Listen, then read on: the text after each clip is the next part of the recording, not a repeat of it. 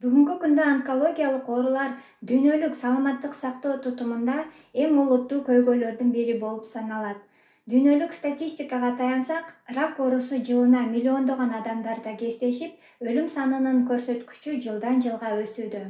Кыргызстанда саламаттык сактоо министри белгилегендей, жылына 6 000ден ашуун рак оорусунун жаңы учурлары катталат. Анын ичинде 40% 3-4 стадияда табылып, кеч диагностика болгондуктан оор абалда кайрылышат. Анын 55% 35 жаштан 64 жашка чейинки адамдар. Онкологиялык оорулардын алдын алуу жана өлүм санынын көрсөткүчүн азайтуу максатында ракты эрте аныктоо иштерин жүргүзүү үчүн Кыргызстанда заманбап диагностикалык базалар, жабдуулар жана дары-дармектер жетишсиздигин белгиледи. Рак ооруларынын көпчүлүк түрлөрү алгачкы стадияларда өзгөчө белгилерди бербейт. Натыйжада ракты эрте аныктоо татаалдашып, бейтаптар дарыгерге кеч кайрылгандыктан дарылоонун натыйжасы дагы төмөндөп, өлүм коркунучу жогорулайт. Рак оорулары бир гана медициналык эмес, социалдык жана экономикалык маселелерге дагы таасирин тийгизип келет. Кеч стадияларда ракты дарылоо татаал болгондуктан, бул бейтаптардын финансылык мүмкүнчүлүгүнө да оорчулугун тийгизет. Рак ооруларынын себебин, эмнеден пайда болушун медицина бүгүнкү күнгө чейин толук аныктай элек, бирок бир нече кооптуу факторлорду белгилейт. Рак оорусунун прогнозу адам өмүрү үчүн өтө кооптуу экени баарыбызга белгилүү. Эмне үчүн азыркы учурда дүйнө жүзүндө рак оорулары көбөйүп, өнүккөн мамлекеттерде заманбап технологиялары жетишкен учурда да адам өмүрүн сактап калуу жыйынтык бербей жатат. Рак өзү бул нурдануу, энергиядан болот. Эгер энергияны түшүнсө, рак ооруларын алдын алса жана айыктырса болот.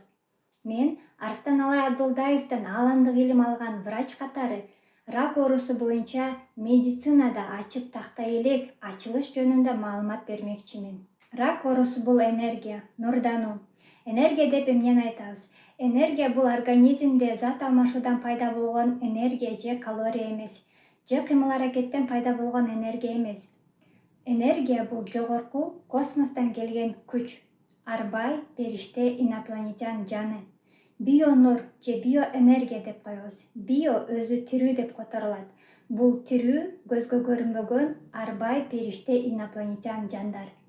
Эмне үчүн рак оорусун энергия менен байланыштырып жатат дегенде, адам көп жылдык эволюциялык жолдорду басып өтүп, ошол көп жылдык тажрыйбанын, эмгектин негизинде адамдын акыл эси өсүп отуруп, заманбап технологияларды ойлоп, космосту изилдеп, жасалма интеллектке чейин ойлоп чыгарды. Ошол эволюциянын негизинде 21-кылымда адамдын гени сөөгү жетилип, бош жаткан кара куш мээси ишке түштү. Кара куш мээ ишке түшкөндө адамдын аң сезими дагы бийиктеп, высший разумга, инопланетяндардай түшүнүккө жетет. Жаратуучулугу иштейт. Адамдын гени сөөгү жетилгендиктен 21-кылымда адамдын анатомиясы бул дене турпаты өз деятельностун, кызматын же функциясын өзгөртөт дагы астрологиянын, энергия өткөргүчтүн кызматын аткарып калат. Муну кандай түшүнөбүз дегенде, мурун адамдын денеси аялдын, эркектин кызматын аткарып келген болсо, эми энергиянын, арбай, периштенин кызматын аткарып калат. Адам кантип энергиянын же астрологиянын кызматын аткарып калат дегенде, 21-кылымда адамдын гени сөөгү жетилгендиктен эки дүйнө бирикти: аалам менен жер. Астрология өзү аалам, энергиядан куралган. Аалам жерге энергия түрүндө түшкөндө, жер планетасы дагы энергияга айланды. Ошон үчүн энергия табиятта от, суу, таш, абанын курамында жайгашкан. Мисалы, балык океан суусунда жашагандай, азыр адам дагы энергиянын курчоосунда жашап жатат. Ошон үчүн энергия заман келгендиктен адам дагы энергия өткөргүчтүн же анатомиясы, астрологиянын кызматын аткарып калыш керек. Болбосо жерде жашай албайт. 21-кылымда астрология өзгөргөнүнө байланыштуу адамдын анатомиясында дагы өзгөрүүлөр болот. Энергия бул ааламдык күчтөр абада болгондуктан, адам дем алган сайын энергия адамдын ичине жайгашат. Энергия дем алуу органдары аркылуу канга барат дагы организмде клетканын деңгээлинде химиялык реакциялар жүрөт. Энергия ичке киргенде энергия менен дене жуурулуш керек, биригүү керек же интеграция деп коет. Энергия менен дене жуурулушканда клеткалар энергияга толот.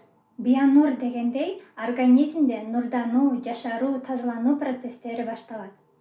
Энергия менен дене жуурулушканда дене, бул анатомия, энергия өткөргүчкө айланат, ошол кызматка өтөт. Эгер адам кысылууда болсо, эмоцияда жүрсө, энергия менен дене жуурулушпайт. Тескерисинче энергия, нур, организмди күйгүзөт.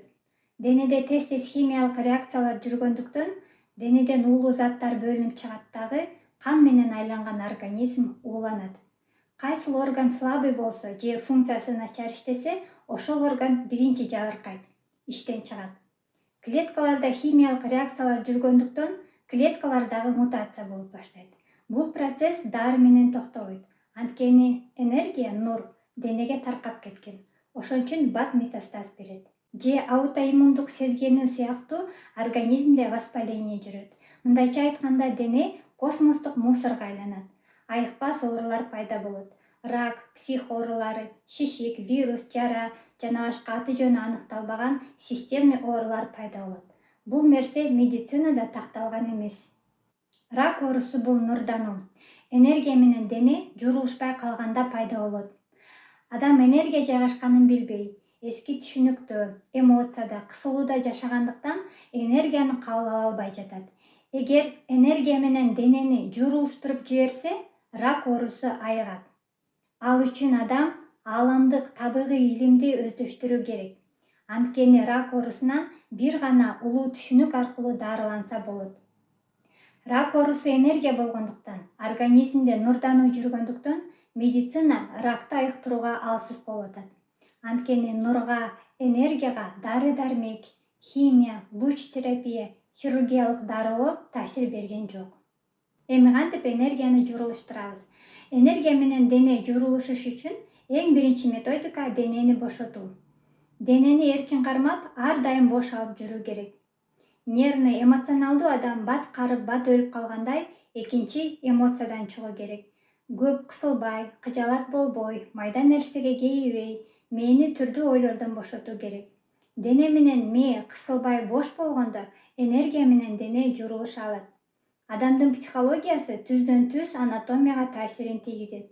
Мисалы, адам бир нерсеге кейип кыжаалат болсо, түнү уйкусу качат. Эгер уктабаса, дене бошобойт, эс албайт. Энергия денеге жайгашканда дене ысыйт, себепсиз дене табы көтөрүлөт, нымшып тердейт, уйку басат, тамак ичүү азаят, алсыздык болот, көңүл эч нерсеге келбейт. Эгер дене такай кысылууда болсо, тетирисинче тынчсыздануу башталат. Бул симптомдор рактын эрте стадияларында да байкалат. Кандын анализдери норма чегинде болот. Организмде химиялык реакциялар жүргөндүктөн бир гана сое көрсөткүчү жогорулашы мүмкүн. Бул рак оорусунда да кездешет. Буга чейин адам кысылып, денеси ууланып келген болсо, эми энергия жайгашканда денедеги уулар чыгып, токсиндерден тазаланат, нурданып баштайт. Энергия жан, өзү өлбөйт. Демек, энергия менен дене жуурулушканда адам оорумак турсун, өлбөстүккө да өтө алат. Энергия менен дене жуурулушканда адамдын анатомиясы аялдын, эркектин эмес, энергиянын, периште арбайдын кызматын аткарып калат. Азыр ар бир адам рак оорусу болобу же башка айыкпас, аты жөнү аныкталбаган ооруларга кабылып калуу коркунучу турат. Анткени ар бир адамга аба аркылуу энергия жайгашып атат. Онкологиялык ооруларга чалдыккан адамдар рак оорусунун өмүргө коркунуч туудурган диагноз катары кабыл албай, бул нурдануу экенин түшүнүш керек. Онкологиялык оорулар жаш карысына карабай көбөйгөндүктөн мамлекет дагы кризиске такалууда. Жаңы аппаратураларды, дары-дармектерди сатып алып, больницаларды куруп, же жумушка жараксыз, майыптыгы бар бейтаптарга маяна төлөп чыгым болууда. Эгер Саламаттык сактоо министрлиги элге доорунун талабын жеткирип, элдин аң-сезимин өстүрүүгө салымын кошсо, анатомия 21-кылымда кызматын өзгөрткөндүгүн, энергияны түшүндүрсө, оорубай, оорусунан айыгып калган атат. Эгер медицина кызматкерлерине ааламдык табигый илимди окутуп койсо, элди рак оорусунан айыктырып, өлүмдөн аман алып калмак.